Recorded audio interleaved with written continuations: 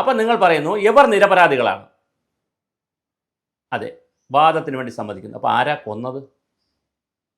പിണറായി വിജയൻ്റെ പോലീസാണല്ലോ ഇവിടെയുള്ളത്.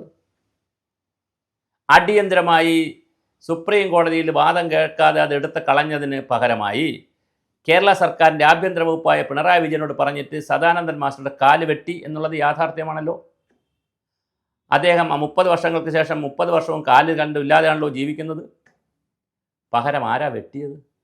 ആരോ വെട്ടിയല്ലോ, അത് കണ്ടുപിടിക്കണമല്ലോ. അപ്പോൾ കോടതിയിൽ നിന്ന് ഒരാളെ നിരപരാധിയായിട്ട് വിടുമ്പോൾ ഇനി കോടതികൾ പറയേണ്ട ഒരു കാലമായി.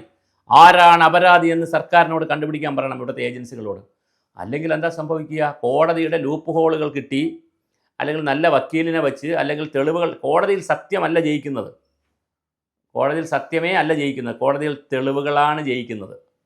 തെളിവുകളും അത് ഇൻ്റർപ്രറ്റ് ചെയ്യുന്ന രീതിയുമാണ് ലയിക്കുന്നത്. രണ്ടുമുണ്ട്. തെളിവ് വെറുതെ ഉണ്ടെന്ന് പറഞ്ഞിട്ട് കാര്യമില്ല. സമർത്ഥനായ ഒരു വക്കീലിൻ്റെ ഇൻ്റർപ്രിട്ടേഷനിലൂടെയും സമർത്ഥമായ തെളിവുകൾ പ്രൊഡ്യൂസ് ചെയ്യുന്നതിൻ്റെയും തെളിവിൻ്റെയും വക്കീലിൻ്റെ അടിസ്ഥാനത്തിലാണ് കോടതിയിൽ ജയിക്കുന്നത് കേസുകൾ. സത്യം കോടതിയിൽ ജയിക്കാറില്ല. സത്യമേവ ജയതേന്നൊക്കെ എഴുതി വെച്ചിട്ടുണ്ട് അവിടെ, പക്ഷേ സത്യം ജയിക്കാറില്ല. അപൂർവം കേസുകളിലെ സത്യം ജയിക്കാറുള്ളൂ. ജയിക്കുന്നത് തെളിവുകളും, സംസാരിക്കുന്നത് സത്യമല്ല, കോടതിയിൽ തെളിവുകളാണ്. ആ തെളിവുകൾ ഇപ്പോൾ മൊഴി മാറ്റി പറഞ്ഞാൽ കോടതി വെറുതെ വിടത്തില്ലേ?